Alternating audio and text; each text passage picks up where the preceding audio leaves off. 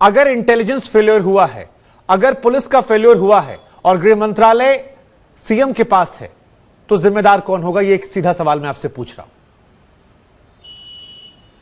देखिए, सीधा सवाल आप जानते हैं, अगर गृह मंत्रालय सीएम के पास है तो सबसे बड़ी जिम्मेदारी तो सीएम की होती है। लेकिन आप बताइए, जो शहर के उदयपुर के एसपी हैं, आखिर उन पर एक्शन क्यों नहीं हुआ? एसएचओ किसके अंडर में आता है? एसपी के अंडर में आता है।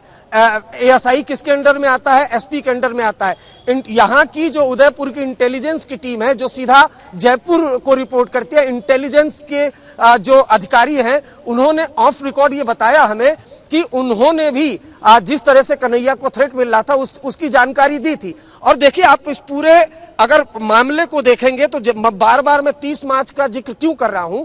इसलिए कर रहा हूं कि मध्य प्रदेश से जो आरोपी, जो आतंकी थे, जो आरडीएक्स लेकर आ रहे थे, और आपको बताऊं, कोई छोटी मोटी मात्रा में आरडीएक्स नहीं था, भारी मात्रा में आरडीएक्स था, और जयपुर में और राजस्थान में वो सीरियल ब्लास्ट करने वाले थे।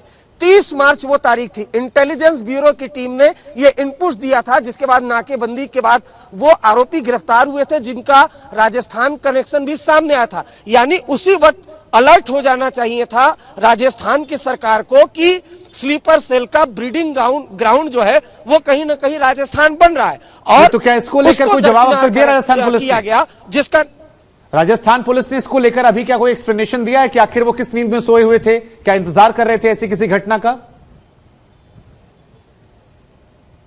जी, जवाब देखिए, डीजीपी जो राजस्थान के, उन्होंने लापरवाही सामूहिक तौर पर प्रेस कॉन्फ्रेंस में तो कबूली है, लेकिन जो सरकार है, जो सरकार के नुमाइंदे हैं, वो खुलकर लापरवाही स्वीकार करने से बच रहे हैं। और देखिए, ये मामला सियासत का नहीं है, ये आतंकवाद से जुड़ा मामला है। और जो हत्याकांड हुआ उस मामले में एनआईए ने भी यूएपीए के एक्ट के तहत ही मामला दर्ज किया है। यानी सीधे सीधे ये आतंकी कार्रवाई है रियाज और मोहम्मद गौस के जरिए, जिन्होंने हत्याकांड को अंजाम दिया। कायदे से तो होना ये चाहिए था कि जो सरकार है वो इस बात को स्वीकार करती, तमाम इंटेलिजेंस के जो राजस्थान के अधिकारी हैं उनको अलर्ट किया जाता, इंफॉर्मेशन गैदरिंग की बात की जाती, सेंट्रल एजेंसियों से कांटेक्ट किया जाता और ज्यादा से ज्यादा धरपकड़ तेज की जाती जो रेडिकल एलिमेंट्स हैं या सोशल मीडिया पर इस तरह के पोस्ट कमेंट्स कर रहे हैं। लेकिन ये तमाम एक्शन करने की बजाय सरकार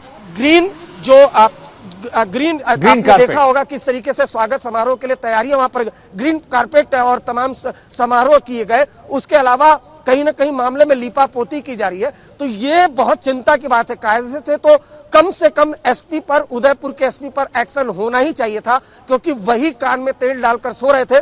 कन्हैया एक के बाद नहीं 4 बार जाके पुलिस स्टेशन में शिकायत करते हैं।